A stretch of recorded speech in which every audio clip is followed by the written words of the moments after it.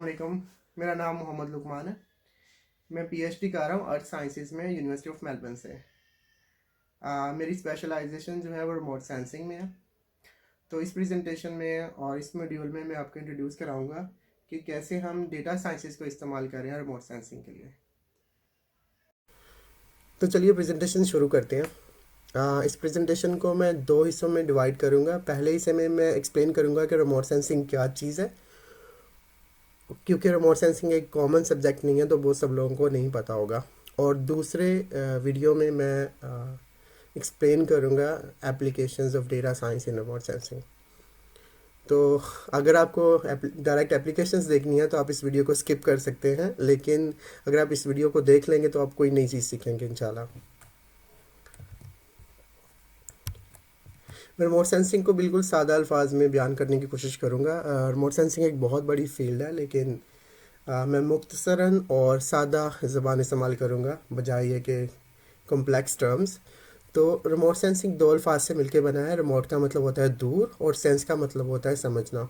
तो किसी चीज़ को दूर से समझना, जैसे हम देख सकते हैं कि आसमान का रंग नीला है या किसी की शर्ट का रंग ब्लू है, या हम देख सकते हैं कि ज़्यादातर जो फसलें हैं वो सब्ज़ होती हैं। तो हम कोई भी चीज़ समझते हैं दूर से बगैर देखे हाथ लगाए। तो इसी तरह रिमोट सेंसिंग काम करती है। रिमोट सेंसिंग में एक सैटेलाइट या एक सेंसर दूर से किसी चीज़ को समझता है, जिसे हम यानी कि अर्थ को समझता है।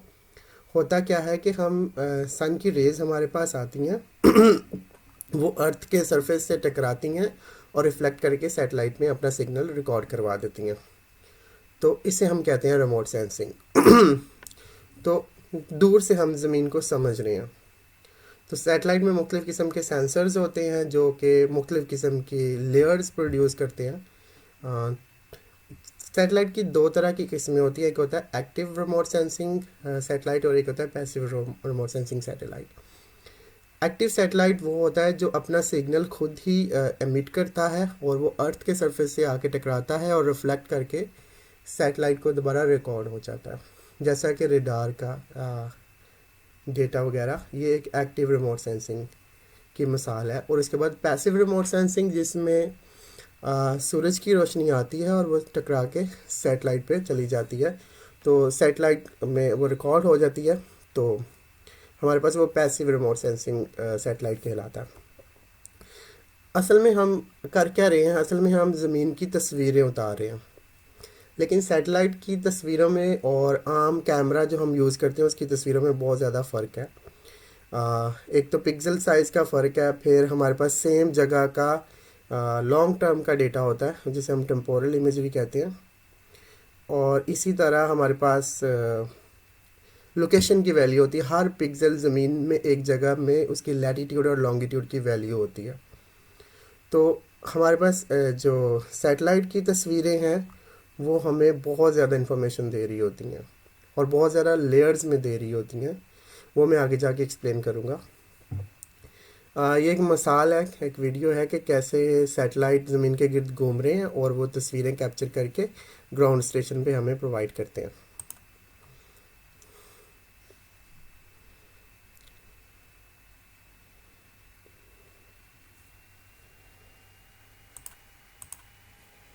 सैटेलाइट ज़मीन के गिर्द घूम रहा है, ज़मीन भी अपनी रोटेशन कर रही है। हमें पता है कि ज़मीन 24 घंटे में अपना एक चक्कर मुकम्मल करती है, तो सैटेलाइट भी ज़मीन के गिर्द घूमते हैं। बहुत सारे सैटेलाइट की बहुत सारी इकसाम हैं। कुछ सैटेलाइट ज़मीन के बहुत करीब घूमते हैं, कुछ बहुत दूर घूमते हैं, लेकिन हम यहाँ पर सिर्फ रिमोट सेंसिंग सैटेलाइट की बात करेंगे। वो सैटेलाइट्स जो ज़मीन की तस्वीरें खींचते हैं बस।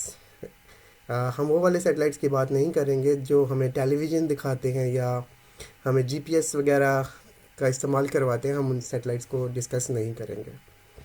तो इस तरह हमें सिग्नल ज़मीन पर मिल जाता है और फिर हम उसको लैब में प्रोसेस करते हैं।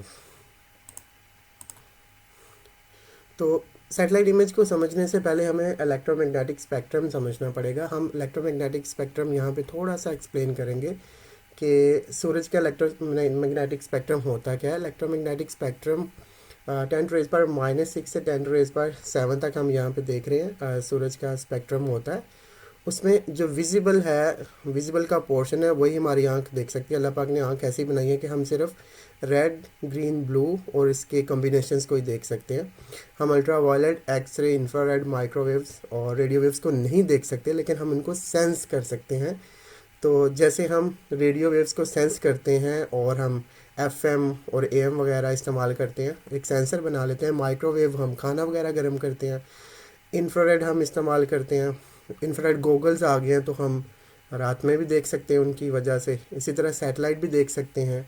और अल्ट्रा वायलेट का आपको पता होगा कि ऑस्ट्रेलिया, न्यूजीलैंड वगैरह में अल्ट्रा वायलेट वेव्स बहुत ज़्यादा आ रही हैं, क्योंकि वहाँ पर ओजोन की डिप्लीशन है, तो वहाँ पर स्किन कैंसर का बहुत ज़्यादा ख़तरा है। एक्सरे का आपको पता है कि हम आंखें एक्सरे किए जाते हैं हड्डी जोड़ वगैरह के लिए, तो उसमें क्या होता है कि एक्सरेज की एक तस्वीर ले ली जाती है। इसी हम सारी की सारी तकरीबन सबकी सब स्पेक्ट्रम की हम तस्वीरें ले सकते हैं, एक सेंसर बना के फिर उसका एक इमेज ले सकते हैं।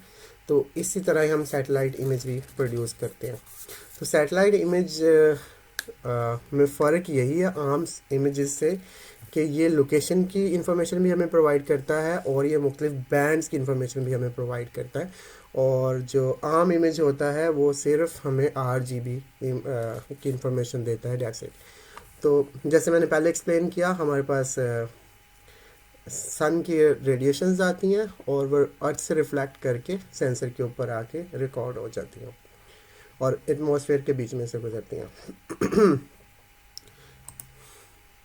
एक सैटेलाइट इमेज की टाइप्स हैं, 4 टाइप्स हैं यहाँ पर। ये एक ऑप्टिकल रिमोट सेंसिंग की टाइप है। ऑप्टिकल रिमोट सेंसिंग जो हम विजिबल स्पेक्ट्रम बैंड में देख सकते हैं, RGB, रेड, ग्रीन, ब्लू और उसका कॉम्बिनेशन।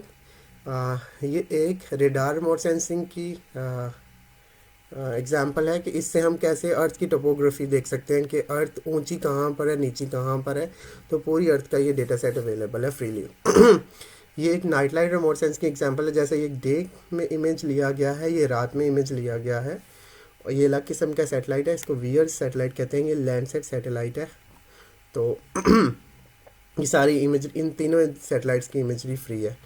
तो हम रात में भी डिटेक्ट कर सकते हैं कहाँ पर ज़्यादा रोशनी है, जैसा ये लाहौर और कराची, यहाँ पर सबसे ज़्यादा इल्यूमिनेशन है पाकिस्तान में। और ये एक रेडार रिमोट सेंसिंग की एग्जांपल है। रेडार रिमोट सेंसिंग बहुत ज़रूरी है क्योंकि ये क्लाउड्स के बीच में से भी गुजर जाता है। ऑन दी अदर हैंड आप देखेंगे कि ऑप्टिकल रिमोट सेंसिंग में जहाँ पर क्लाउड्स आ जाते हैं उसके नीचे वाली इन्फॉर्मेशन मिस हो जाती है, क्योंकि सिग्नल ट्रांसमिट नहीं होता, क्योंकि हम यहाँ पर सूरज की रोशनी इस्तेमाल कर रहे हैं। लेकिन रेडार इमेजरी में हमें इसका अपना ही सिग्नल एमिट करता है और दोबारा से सेंसर जो है वो उसको सेंस कर लेता है। तो हमारे पास क्लाउड्स के साथ भी इंफॉर्मेशन है, इनके क्लाउड में से भी ट्रांसमिट हो जाता है, तो भी हमारे पास इंफॉर्मेशन आ जाती है। ऐसी इमेजरी बहुत ज़्यादा इस्तेमाल होती है डिज़ास्टर्स में, जहाँ पर अर्थक्वेक आ जाता है या फ्लड आ जाता है या सुनामी वगैरह आ जाता है। तो क्योंकि वहाँ पर बादल भी होते हैं, जब फ्लड आता है तो बहुत ज़्यादा बारिशें हो रही होती हैं, तभी फ्लड आता है, तो फिर हमें रडार इमेजरी इस्तेमाल करनी पड़ती है। ये एक टिपिकल सैटेलाइट इमेज की कुछ लेयर्स दिखाने की कोशिश की है। लैंडसेट इमेज है। Landsat imagery free of cost imagery provide कर रही है, मेरा ख्याल है 1972 से। तो हम देख सकते हैं कि हमारे पास इसमें 7 बैंड आते हैं लैंडसेट थीमेटिक मैपर में। तो हमारे पास ये देखें कि स्पेक्ट्रम है, विजिबल, ब्लू, ग्रीन, रेड, और उसके बाद फिर नियर इंफ्रारेड, मिड इंफ्रारेड। और तो आप देख रहे हैं कि हमारे पास ये जो हमने लेयर्स को फिर स्टैक किया है, सारी लेयर्स एक दूसरे के ऊपर ओवरले करके एक RGB कंपोजिट बना रहे हैं। तो उसमें हम जो बैंड 5 इस्तेमाल कर रहे हैं वो असल में बैंड 5 मिडल इंफ्रारेड है। तो हम मिडल इंफ्रारेड को रेड की शक्ल में दिखा रहे हैं, हालांकि रेड का अपना भी एक बैंड और एक लेयर है हमारे पास, बैंड नंबर 3। तो इस तरह के कंपोजिट को हम फॉल्स कंपोजिट कहते हैं, क्योंकि ये असल रिप्रेजेंटेशन नहीं कर रहा। तो लेकिन यही फ़र्क है एक सैटेलाइट इमेज में और एक आम कैमरे के इमेज में। फिर सैटेलाइट इमेजरी बहुत ज़्यादा बड़ी होती है, बहुत ज़्यादा बड़ा ज्योग्राफिक एरिया कवर कर रही होती है, और इसमें स्पेशल जो रेजोल्यूशन या पिक्सल का जो साइज़ होता है वो बहुत बड़ा होता है कैमरे के पिक्सल से कंपैरेटिवली। अब हम बात करेंगे क्लासिफिकेशन की, और हम बात करेंगे application of machine learning in remote sensing अगली वीडियो में। Thank you.